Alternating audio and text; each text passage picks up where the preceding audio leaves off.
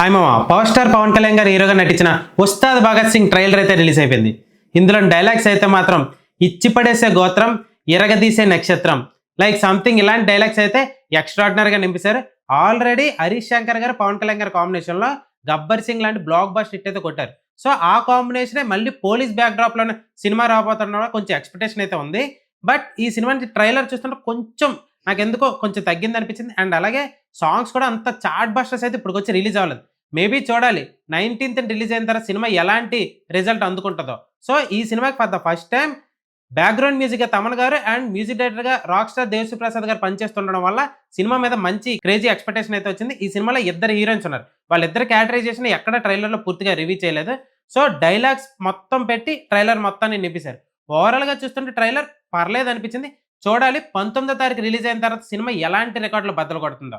So ఇదే రోజు Dhurandhar cinema release అవుతుండడం వల్ల కొంచెం తక్కువ అయ్యే ఛాన్స్ ఉందేమో ఉస్తాద్ భగత్ సింగ్. బట్ తెలుగు రాష్ట్రాల్లో మాత్రం పవర్ స్టార్ గారు పవన్ కళ్యాణ్ గారి మేనియా మాత్రం అదిరిపోద్దని అయితే తెలుస్తుంది. సో ఓవరాల్గా ట్రైలర్ చూస్తుంటే పర్లేదు అనిపించింది. అసలు ఈ ట్రైలర్ మీకు ఎలా కనిపించిందో కింద కామెంట్ సెక్షన్లో తెలియజేయండి.